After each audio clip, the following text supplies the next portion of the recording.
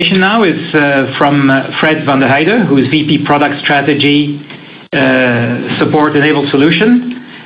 Just a quick word on Fred, who will be presenting to us the key of success in today's economy with B2B communication, communication between businesses, electronic communication between businesses. Fred is the VP Product Strategy for Support Enabled Solutions. He brings many years of B2B commerce experience to Descartes, where he's responsible for product strategy onboarding of new customers in the network and retail arena.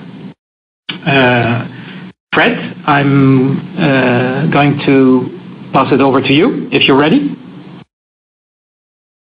Yeah, thank you, Paul. Can you hear me? We can hear you loud and clear. Thank you. Okay, so that's good news. So, welcome everyone to this session, as already mentioned by Paul. I'm going to talk a little about B2B communication and how important it is to be part of success in today's economy. So, the four topics I would like to discuss with you all. Some basics about B2B communication, as it might not be known to all of the audience. Some communication in today's economy. And in the second part, some best practices and some steps to take to become successful in today's economy. So, we'll start with the basics. There are a lot of definitions today that describes data communication and integration, like B2B, business-to-business communication, XML, FTP, UBL. But over time, it's still clear that the best definition that stood the test over time, maybe for over 40 years, is EDI, is electronic data interchange. So all those definitions are mentioned in different scenarios, but in the end we're all talking about the same process. And these basics, we'll tell a little about that process. EDI itself can be defined as the transfer of structured data by agreed message standards from one computer system to another without human intervention. So that's the big advantage here, and I'm going to go a little more into detail in the next few slides. It's also quite important to understand that there's a distinguished difference between EDI and data communication. And in a lot of these discussions about this B2B communication, it's all mentioned in the same sentence, and there's a lot of confusion about what we are talking about.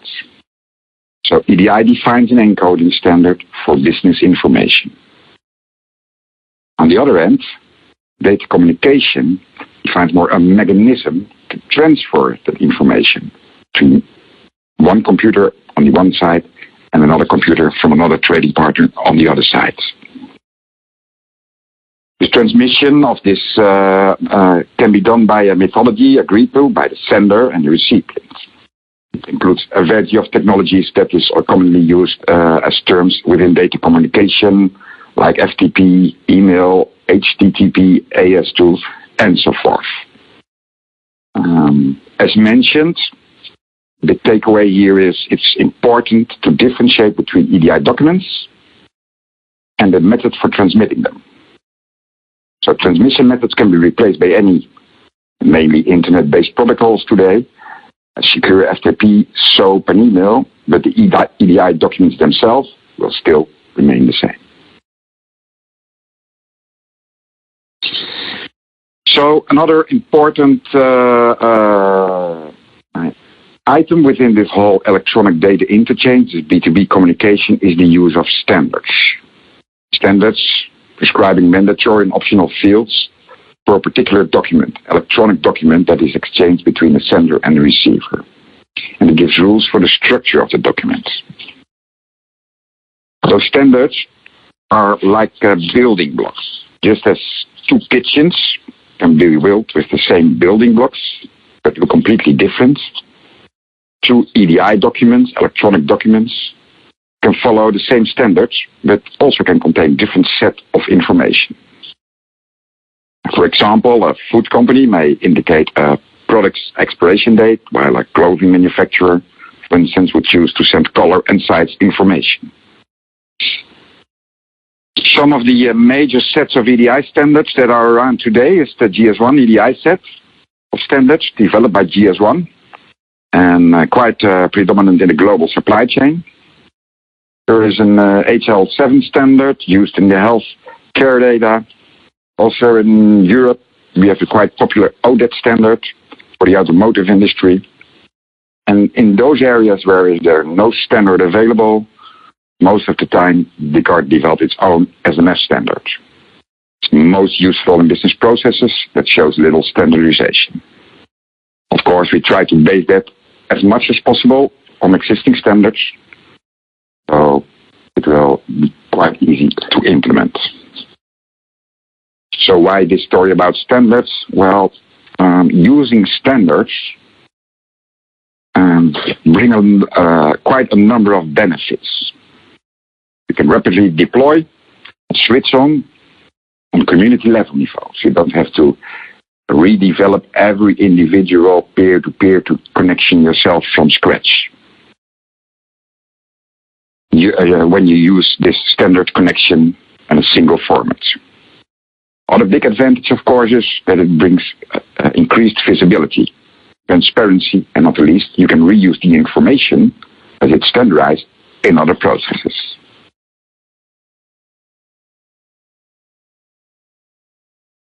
So, EDI integration is known in a lot of different environments and industries and verticals. So it's, I think, still good to know when we talk about EDI or B2B integration. It is done within the logistics industry. Same as Martin mentioned before, there's a lot going on in the customs arena, but also a lot of EDI message going on there. The same is for road, air, customs, and nowadays more and more on security filings. On the other hand, we have B2B integration, and that's more the area for automotive, manufacturing, and mainly retail. So going forward in the next slide, we're going to focus on the B2B integration part. It means the automation of business processes that touch your company's customers and suppliers. And I try to explain as a quite simple example the process there, order to cash. Another also well-known process is purchase to pay. So to explain how that works, we have on the left side some functional column, and on the right side the EDI representation of that. So on a normal business day, we have a buyer and a seller, and the buyer will ask to the seller 2 boxes of a certain product. Can be anything. So the message goes from the buyer to the seller within an EDI format, and it is also represented within EDI as an order message. It is electronically generated on the buyer side, and it is automatically processed on the seller side. So then, seller or the supplier will actually let the buyer know that he accepts the order, that the information in the order is correct, and that he can, based on that, can fulfill that order completely or partially. So the message, the functional message, the EDI message that comes with that is called the order acknowledgement. The technical experts also known as the APRAC message. So after the supplier starts picking the order in his warehouse, putting it all to the dock, and it's picked up, then he will let the buyer know that the boxes are ready to be shipped and will be shipped, for instance, tomorrow at 4 p.m. The EDI message that comes with that is called a dispatch advice, also known as a shipping notification or an advanced shipping notification. And then, of course, in the end, that's what it's all about.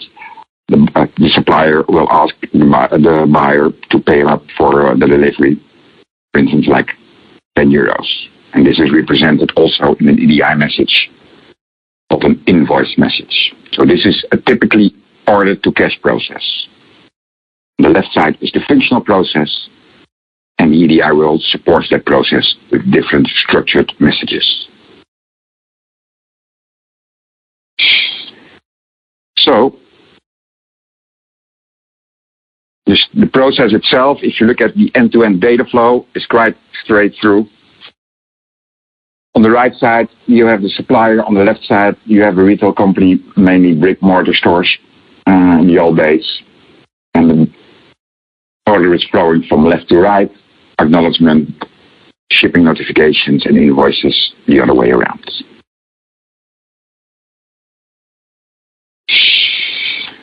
It's also because we got those type of questions a lot of times. Why should you even use EDI? When you start asking yourself questions about how can I meet EDI requirements in the current market, because more and more it is a prerequisite for collaboration. Customers are demanding it, or the customer from our customer is demanding it. You need to start thinking about how to implement this. And once you have implemented it and you become successful, you want to faster and more efficiently move and add more channels and partners. Still, you have to guarantee the accuracy of your data. So in this slide, you see a lot of those business considerations and questions that are quite important. The moment when you can start asking yourself these types of questions, you know you have to start thinking about implementing an EDI project in your organization.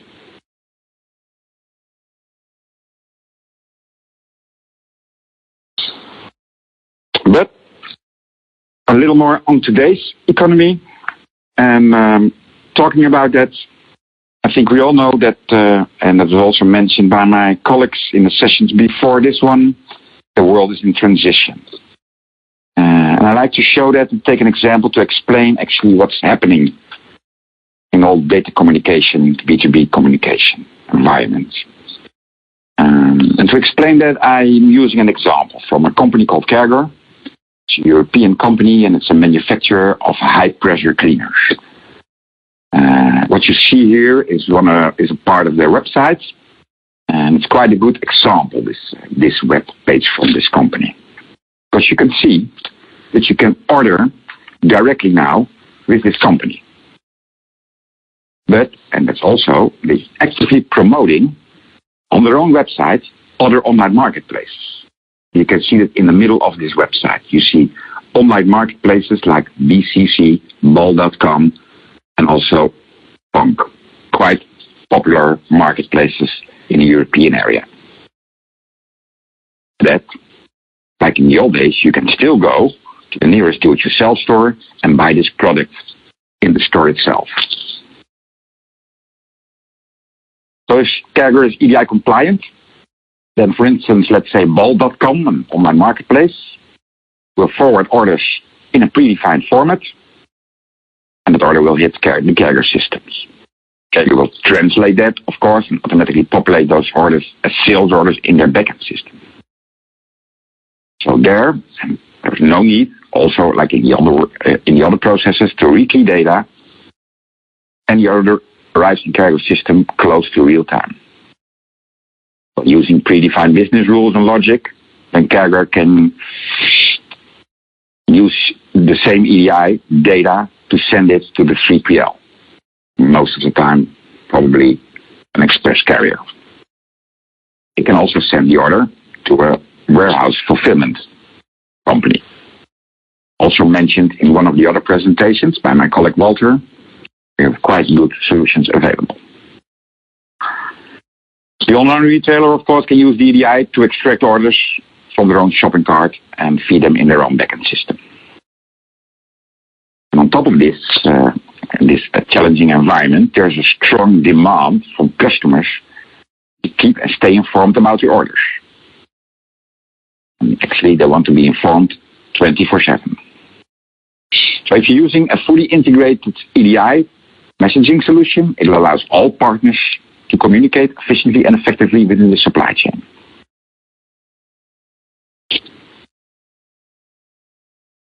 Some very specific part of this whole e-commerce is drop shipment. And as everyone who has ever looked into how online businesses works has probably come across this term, drop shipping. In supply chain, it's a method which the retailer does not keep goods in stock anymore, but instead transfer the customer order directly to the manufacturer or wholesaler, who on his turn then ships the goods directly to the customer. So the biggest difference between drop shipment and standard retail model is that the selling merchant doesn't stock or own inventory. Instead, he purchases inventory as needed from a third party, usually a wholesaler or a manufacturer, to fulfill orders. Mentioning drop shipments here as a separate item is because it is a very challenging supply chain strategy. One of the biggest challenges with drop shipping is that it can be difficult to know when an item is available at the warehouse and when it's out of stock. Also, we call it availability to promise. What can we deliver or what can we show to a consumer when he is visiting the website? When a customer orders an item that is listed in stock and then discovers it's actually not available, it is a very poor experience. If it happens too much, your business reputation will for sure suffer. Real-time inventory can be helpful.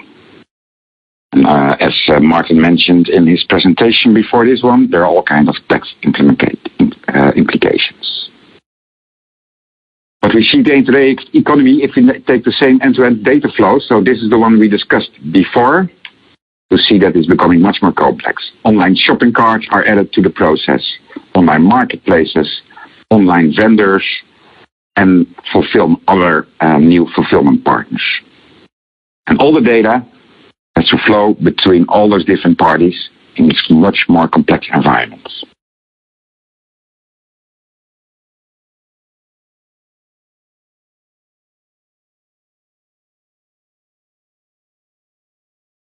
Oh, 1 second, Paul.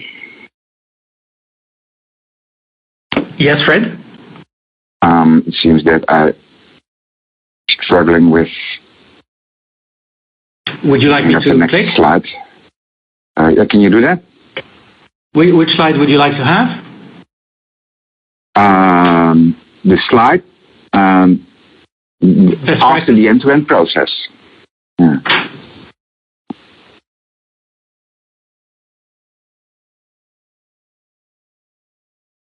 Yeah, one moment, then I will ask you to click. Let's be as practice as possible, and then I will just proceed. Yeah, sure. Let me know when you want to click. Yeah. Shall I click? No, not yet. We are almost ready for clicking, Paul. So can you bring up the slide that is the job of B2B communication is incomplete?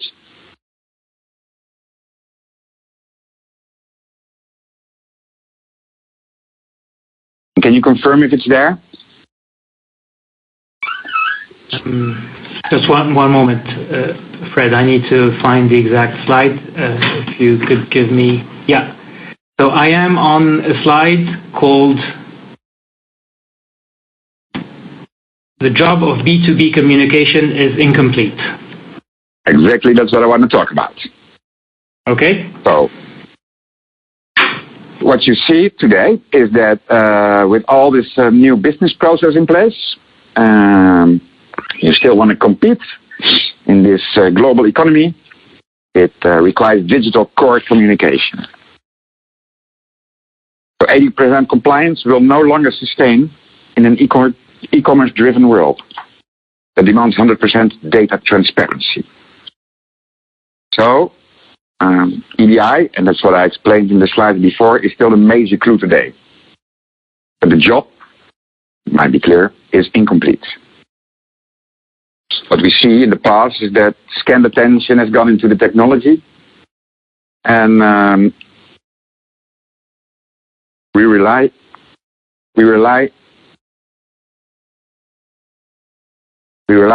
upon to operate with our trading partners, and that's quite a core process with outmoded or at best incomplete implementations. So maybe you can go to the next slide for me. Yeah, so next slide is best practices. Yeah. And I'll go to the following slide, which says approaches. What are the three different approaches to data level and people level B2B integration? So, of course, when we talk about approaches, you have to select the best strategy for your enterprise. And that does not need to be a daunting task. Challenges will, of course, vary among companies, but there are some basics here to consider. Common factors that can be applied to choosing an approach. It is important to remember why your company, in the beginning, adopts EDI for B2B commerce in the first place. And that's primarily, of course, to reduce costs. Certainly, there are many other benefits that could be listed along with trading partner requirements. The bottom line remains cost reduction, or inversely, margin increase. So, an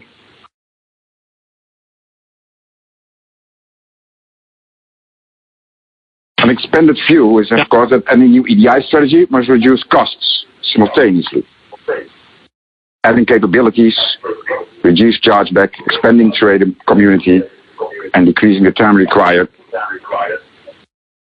to add new trading partners.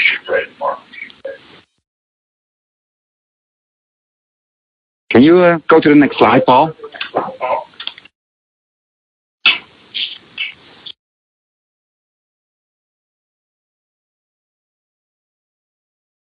Thank you. So, as I mentioned in the slide before, there are actually three approaches. It's more like a do-it-yourself approach. It can be more like an outsourced or a managed service approach, and there are scenarios where you can think about a hybrid scenario. So I'd like to talk a little bit more about a do-it-yourself approach. So what we see with our customers, and where we come in, a lot of times, is where customers are adding new trading partners on a case-by-case scenario. They're doing it themselves. It starts small, but over time, when their business becomes successful, they end up in quite a blurry situation, as we try to represent in this sheet. It is obvious that this situation, in the end, will lead to high maintenance, high costs, and high risks. You have multiple business teams involved, you need local skills, multiple vans, multiple contracts. Well, you can think about the disadvantages, I guess, yourself if you experience with such a situation. You can also go for a full outsource, like a managed service environment. Then all the complexity will be hidden at the side of the outsourced partner, where Descartes can be one of them. Of course, then, what you immediately will see, that your maintenance will decrease and cost and risk will decrease at the same time. But how to decide the best solution? In this scheme, we put the different options in perspective. I try to do that. So on the right side, you see two columns. One is peer-to-peer. That means trading partners connected directly to each other. No other parties involved. On the other hand, value-added networks or service providers can help you. They then receive the transactions, examines the from and to business logic, and then routes the transaction in the correct format to the final recipient. So when you talk about business logic, for instance, what I mentioned, it can be about file format translations, and you can do that manage that locally, but you also can manage it in the cloud. Most value-added networks have both roles. It acts as a van, or it can combine the business logic and become a shared EI solution. In considering implementation of an in-source or outsource solution, you must evaluate, of course, the alternatives and the associated implications in order to intelligently choose the method that most appropriately aligns with your unique needs. You can ask yourself a number of questions here, like, does it make sense to outsource this service? Would outsourcing already free up resources? And there are a lot of other questions you can ask here. So, what steps to take? What to do next?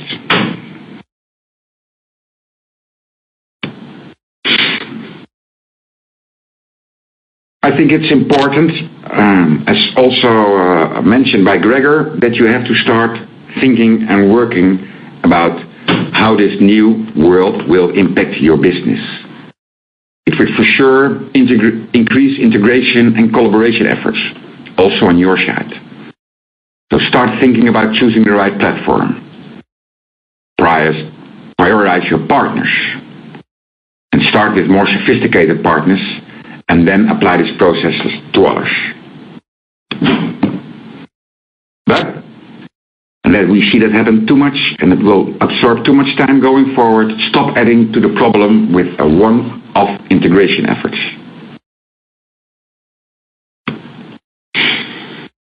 Leverage a managed service with an existing network, where they have experience and that they meet your needs. And standardize. Keep on standardizing on processes. It might be a little more effort in the beginning, but in the end, it will speed up business for sure. And develop a strategy to deploy collaboration and visibility across the total supply chain. So, I want to end up with a best practice checklist. Just when you talk about, or if you're going to select an external party, then be sure that solution can expand collaboration and visibility across the value chain globally. As e-commerce online business does not have borders anymore. The party should provide visibility across multiple functional areas, and it prefers to be a cloud-based solution, so you don't have any in-house effort.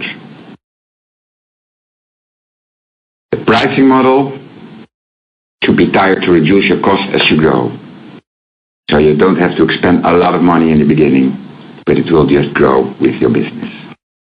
Again, avoid spreadsheet and emails to collaborate with your trading partners. It will make things complex, not standardized. It will end up in a very blurry situation. And leverage a managed service provider, possibly with an existing business network, that does not have to invent the wheel for you.